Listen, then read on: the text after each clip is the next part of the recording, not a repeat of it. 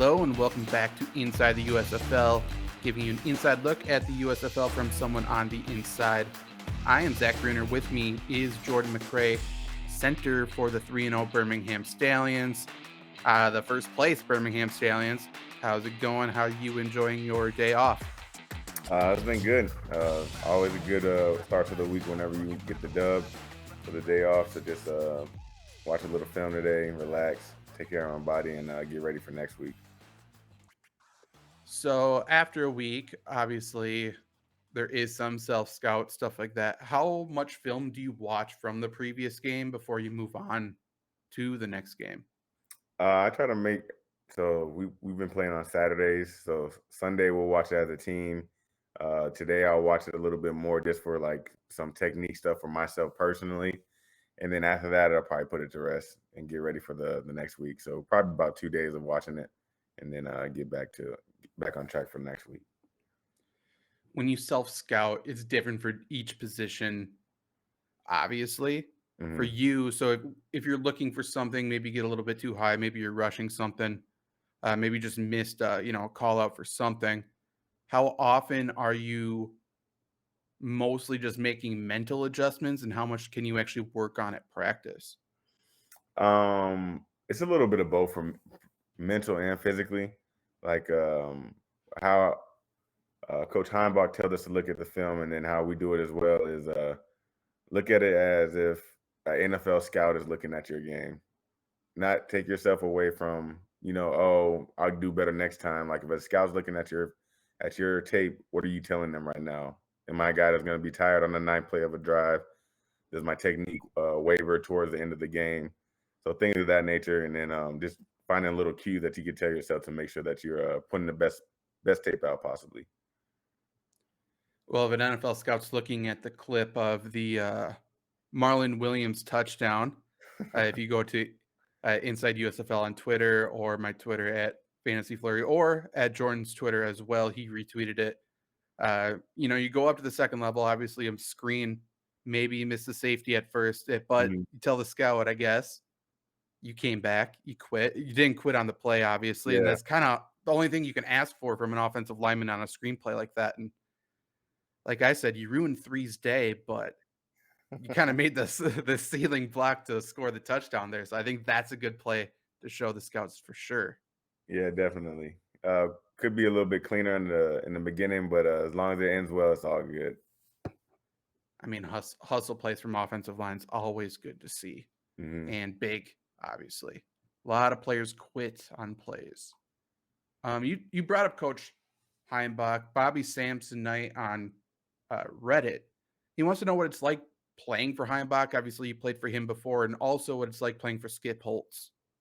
Uh, Playing for Coach Heimbach has been really good for my development, especially as a center.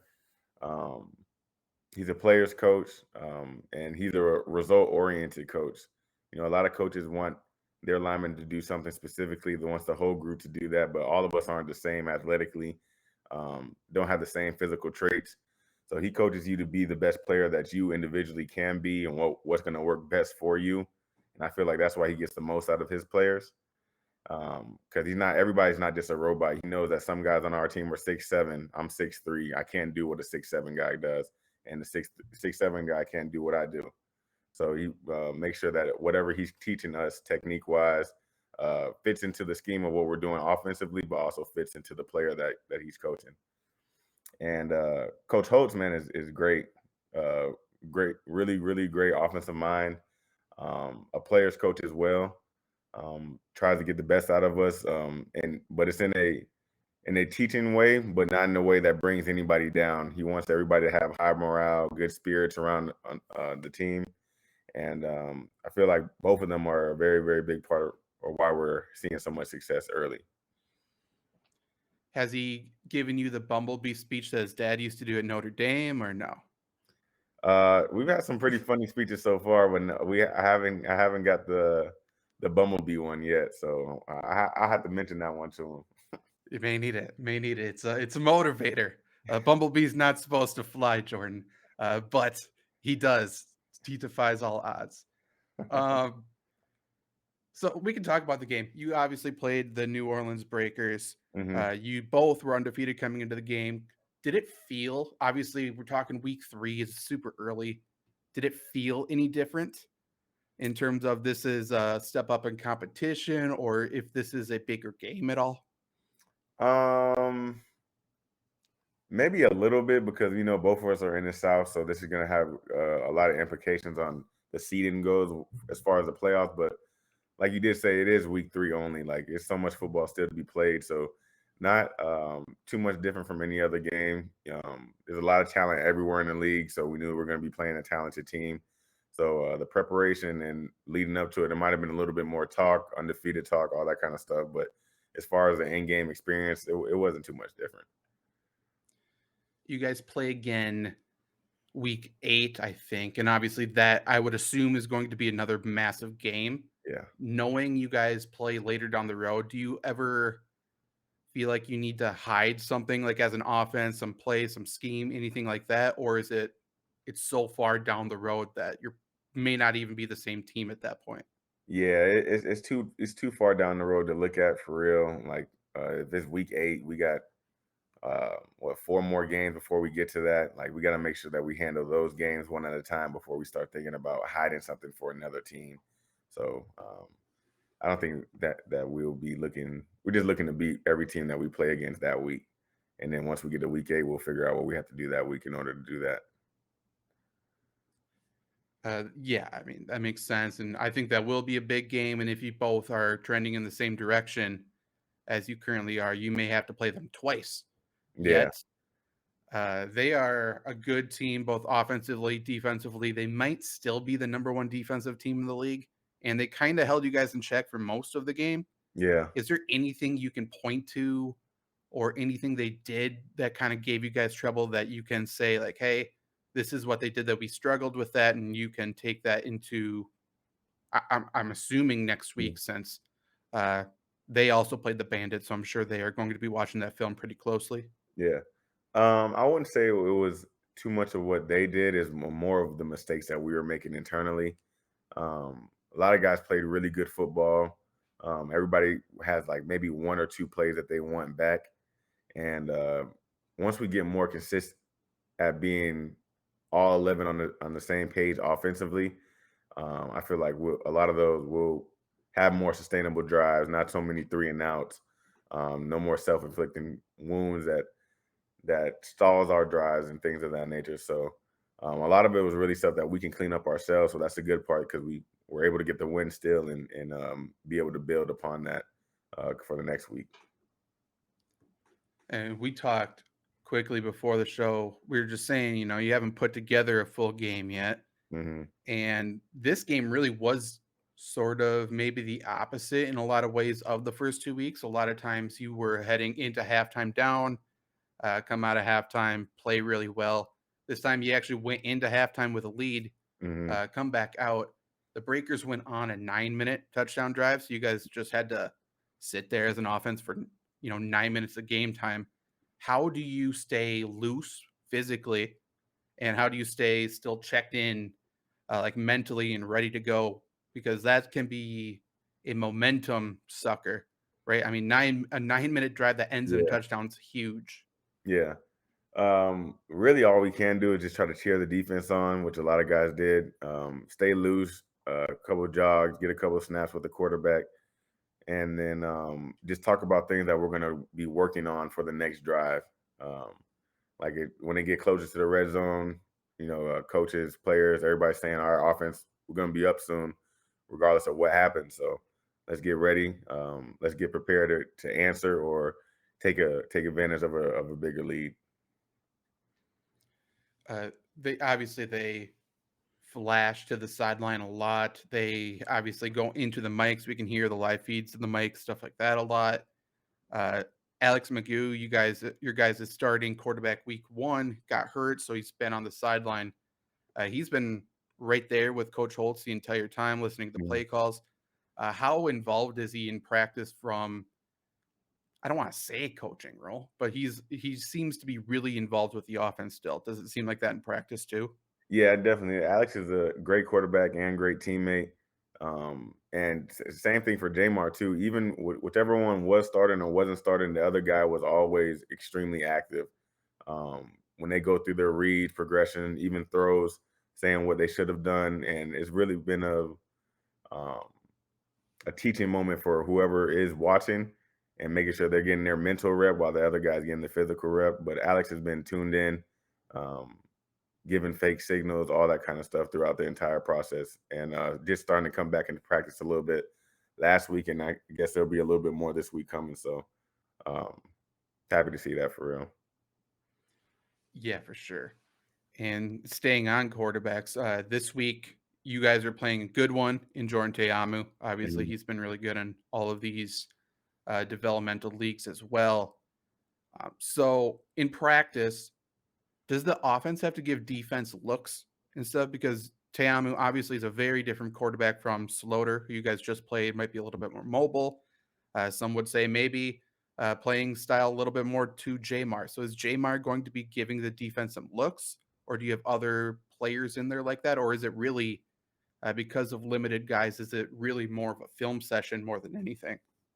Because of limited guys, it is a lot of film session, but we will also give looks to the defense. Obviously, based on the personnel and things and such like that, we might not be able to give the exact look that you're going to see on Saturday, but we'll try to make sure that we can at least the guys can see the fronts, can see the route concepts, and even if it's not the same kind of player, we could still give like a little bit of a look to them. Okay. Yeah, it's really hard with limited guys. I'm guessing you guys don't do any. Are you guys even in pads during the week for practices, or is it mostly? No, we're in pads for the Oh, first day, and then the are you? second and third day we'll be in just shorts and helmets, and then Friday is usually a walkthrough. Okay. Okay. Um, Bazaz on Reddit wants to know, and obviously things are changing a little bit, but everyone's still in the same city. You guys not are obviously aren't all living together in the hotel anymore. You have moved out. I'm sure a lot of other people have. Mhm. Do you know? Is there a lot of opposing players, people on different teams, discussing games, plays, or discussing anything really? Like, does it seem like there's a lot of camaraderie? Or are you basically staying with your own team? No, I mean because of all our meeting rooms and stuff like that are still in the hotels. We all use the same training room, use the same weight room, so a lot of guys knew each other beforehand before even coming to Birmingham. So you'll still talk here and there and things like that. Most guys stay to their team, but every now and then there's still like guys that hang with other teammates and all that kind of stuff too. So it's a little bit of both. Okay. Um, Bobby Samson, I has a few more from Reddit here. What was it like playing on that 2013 UCF team that won the Fiesta Bowl? That was probably some of the most fun times I ever had playing football. A lot of really great players, great coaching staff, and a lot of those guys we uh, came in at 2010, seeing a lot of success, and just being able to grow and do something that hadn't been done in the program yet was really exciting. Definitely my most fun playing that in college, my senior season. For sure. He also wants to know about arena ball a little bit. Mhm. What was it like playing in the arena league, and how is it different from playing outside? Arena League was super fun. Really game that's tailored towards the offense, so a lot of points. A lot of fans really love the arena game, and I would say the biggest difference is, at least from the offensive line standpoint, is that every play is going to be a one-on-one. The defensive line can't twist unless the guys in the middle are twisting. So like the nose guard and the backer. Mhm. So anybody else, it's just one-on-one. You don't really have to look too much at scheme for the offensive line. Just get another player that you're going to be playing against. So that helped a lot with my pass protection because it's 90% throwing the ball in the arena. And but no, it is a really fun game though. And yeah, and the field space makes it a lot different as well. 50-yard field compared to a 100-yard field, not as much space. Everything happens a lot faster. So that'll be probably one of the biggest differences in both of the games. For you, who would you rather go up against? Would you rather have someone who is a big, sort of a bull rush guy, someone who wants to take you head one on one, or would you rather play maybe one of those more elusive speed guys trying to, kind of get skinny and get around you? Um, it's really it's about the same, to be honest, because it all depends on if all you can do is bull rush. I'm never gonna be worried, and if all you have is speed, I'm never gonna be worried. But the guys that can do both, that's where stuff gets a little tricky. Like if a guy's twitchy but also has good strength, good power, now it makes you more susceptible to get beat because if I'm sitting down on a bull and you move past me, now my feet aren't moving. Or if I think you're going speed and then you go power, I'm out of position. So guys that can switch it up are the guys I have the most trouble with. But if you can only do one or the other, it really doesn't matter. Is it the same thing for linebackers for you too? The guys who do multiple things. For example, on your own team, Scooby Wright, Hmm. he's a smaller guy. He's a fast guy. He's playing really well, obviously, as Hmm. you guys can see in the USFL. Why do you think he's giving people so much trouble? And for you, is it those smaller guys? Or is it honestly just harder for you to block?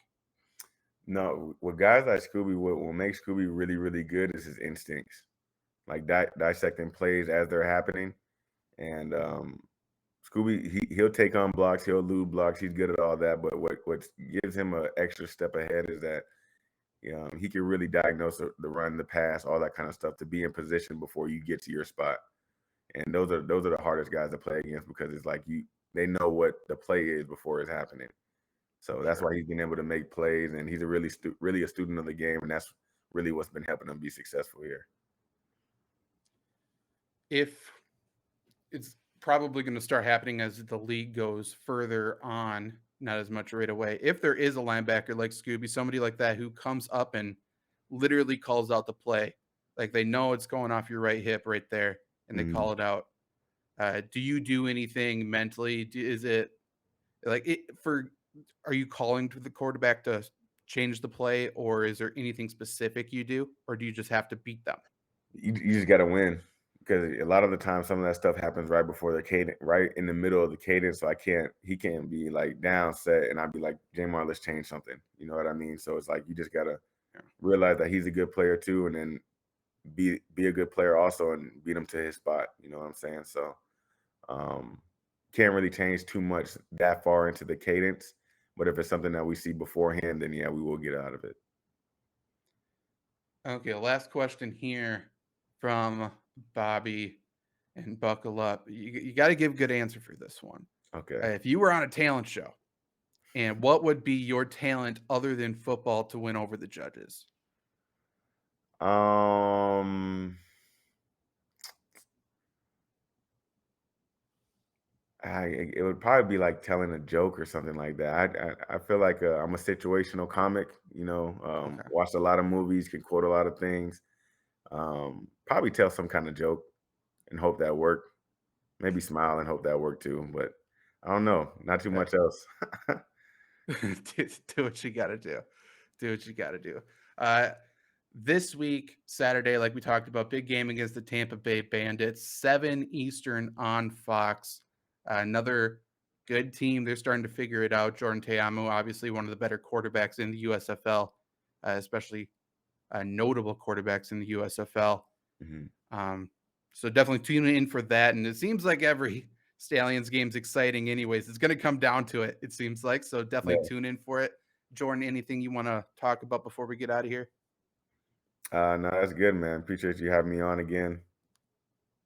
No problem. Definitely go listen to that. Share this show, rate it 5 stars, and we'll be with you next time. Bye.